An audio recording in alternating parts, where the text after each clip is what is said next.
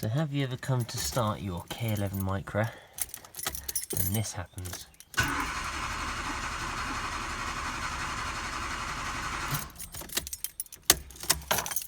She won't go.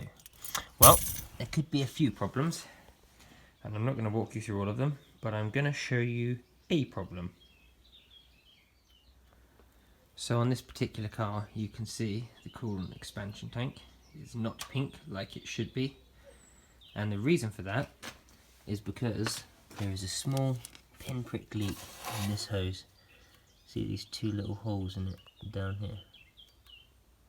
These two holes here are where the coolant is leaking out from. So our leaking pipe goes to our thermostat. The thermostat is sat inside this water housing here, and then just here there's a cylinder head temperature sensor, and then there's a coolant temperature sensor.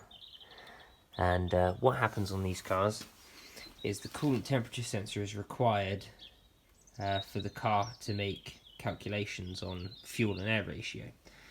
So in this instance, it's not that we don't have any spark, it's not that we're low on compression, or that the timing is off, or that it's not getting enough fuel. It's none of those things. It is quite simply that the car doesn't have enough coolant, and it makes it hard to start. If I kept cranking it, it would go eventually once the engine heats up a little bit. So this is what we would call an extended crank rather than a crank no start. Even though it's not starting right now, it would start eventually. But rather than wear out the starter motor, why don't we just fix our coolant leak instead? So all you really need to do is just undo these two hose clamps and then pull the hose off. If you have coolant in it, which mine doesn't because it all drained out, you would obviously want to drain that out first. I think I even have a video on how to change the radiator on this, which details where the location of the little petcock is underneath. For anybody curious, this is the Nissan part number for the upper radiator hose on the K11. Quite simple. I think I had the last one left. There's something quite satisfying about it, having the logo on it. It was £8, so you can't really complain for that. Now I must be honest, I prefer this style of clamp. And I have used Jubilee clamps in the past. You can see I used some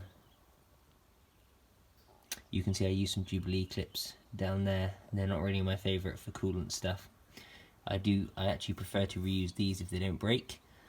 Mine didn't break. This one here twisted. It doesn't really matter that it's twisted as long as it's on there solidly. You're away. And then all I do is I fill up the coolant expansion tank, and I squeeze this a few times to get some water through it. And then all that's left to do is top off the radiator with some water, and then we'll try and start it. Okay. A moment of truth. Immediately. It's amazing what the coolant temperature sensor can do, and it is often overlooked.